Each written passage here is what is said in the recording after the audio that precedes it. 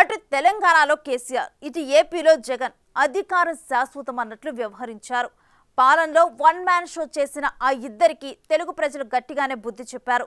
ఆ ఎఫెక్ట్తో తెలంగాణలో బీఆర్ఎస్ ఖాళీ అయిపోతుంది. అదే సీన్ ఏపీలో వైసీపీ విషయంలో కూడా రిపీట్ అయ్యే పరిస్థితి కనిపిస్తోంది. వైసీపీకి ఆ పార్టీ రాజ్యసభ సభ్యులు షాక్ ఇవ్వబోతున్నారన్న ప్రచారం జరుగుతోంది. అయితే ప్రస్తుతం వైసీపీలో ఉన్న ప్రజాప్రతినిధులను చేర్చుకోవటానికి టీడీపీ, జనసేనలు సిద్ధంగా లేవు. దాంతో పార్టీ మారాలని చూస్తున్న వైసీపీ నేతలు కొత్త రూటు పడుతున్నారట.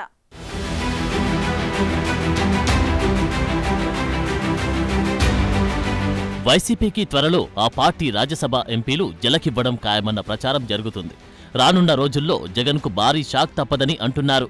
వైసీపీకి రాజ్యసభలో 11 మంది, లోక్సభలో 4 ఎంపీలున్నారు. వారిలో మెజారిటీ రాజ్యసభ సభ్యులు పార్టీ మారేందుకు సిద్ధమవుతున్నారని తెలుస్తోంది. ప్రస్తుతం కేంద్రంలో ఎన్డీఏ సర్కార్కి రాజ్యసభలో అవసరమైన బలం లేదు. కేంద్రం ప్రవేశపెట్టిన బిల్లులు, రాజ్యసభ ఆమోదం పొందాలంటే ఎన్డీఏలో లేని పార్టీల మద్దతు కూడా తీసుకోవాల్సిన పరిస్థితి ఉంది. ఎన్డీఏ సర్కార్కి రాజ్యసభలో బయట పార్టీల మద్దతు అవసరమైన నేపథ్యంలో వైసీపీకి ఉన్న 11 మంది, బీఆర్ఎస్కు ఉన్న 4 రాజ్యసభ సభ్యులు కీలకంగా మారారు. ఎన్డీఏ కూటమిలో లేకపోయినా బీఆర్ఎస్, వైసీపీలు తాము అధికారంలో ఉన్నప్పుడు అంశాల వారి మద్దతంటూ మోడీ సర్కారుకు అన్ని విధాలా సహకరించాయి. అయితే ఈసారి అలా బయట నుంచి మద్దతు తీసుకోవడం కంటే ఎంపీలను పార్టీలో చేర్చుకోవడమే మేలని బీజేపీ పెద్దలు భావిస్తున్నారంట. ఏపీలో టీడీపీ, జనసేనలకు వైసీపీ వాసన అంటేనే గిట్టదు. ఇప్పుడా 2 పార్టీలు ఎన్డీఏ ప్రభుత్వంలో కీలకంగా ఉన్నాయి. ఇలాంటి పరిస్థితుల్లో వైసీపీ రాజ్యసభ ఎంపీల మద్దతు తీసుకుంటే కూటమిలో బీజేపీ పరిస్థితి డెలికేట్గా మారుతుంది. అందుకే బయట నుంచి మద్దతు కంటే వైసీపీ ఎంపీల్ని కలిపేసుకోవడమే బెటర్ అని బీజేపీ బాస్లు భావిస్తున్నారంట. గతంలో టీడీపీ రాజ్యసభ పక్షాన్ని విలీనం చేసుకున్నట్లు వైసీపీని మెర్జ్ చేసుకోవాలని చూస్తున్నారంట. అదే సమయంలో జగన్ తీరుతో తీవ్ర అసంతృప్తి, అసహనంతో ఉన్న పలువురు వైసీపీ ఎంపీలు బీజేపీతో టచ్లోకి వెళ్లారంటున్నారు.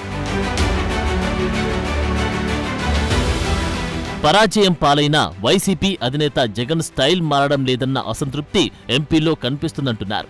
వైసీపీ అధికారంలో ఉన్నప్పుడు తాడేపల్లి ప్యాలెస్లోకి 4-5 డైరెక్ట్ ఎంట్రీ ఉండేది. సజ్జల, వైవి సుబ్బారెడ్డి, పెద్దిరెడ్డి, విజయసాయి వంటి వారు మాత్రమే డైరెక్ట్గా జగన్తో మాట్లాడగలిగే వారంటారు.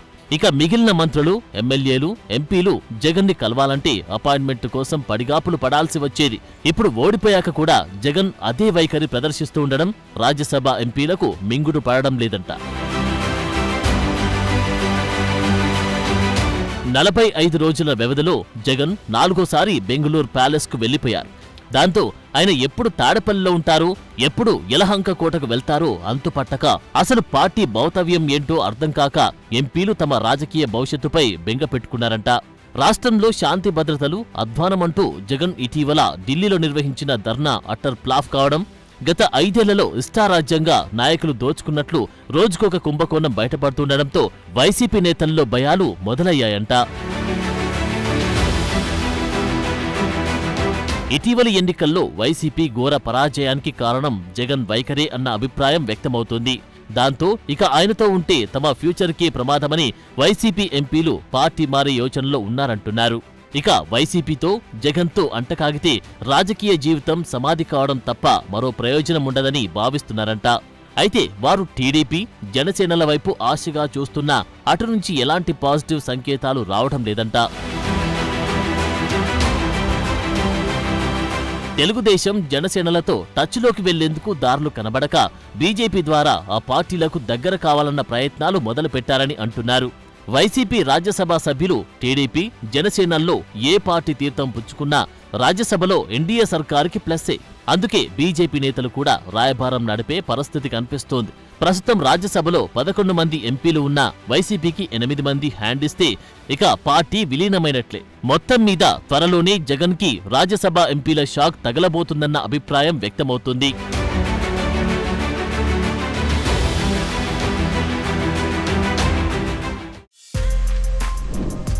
For more videos like this, subscribe Big TV channel.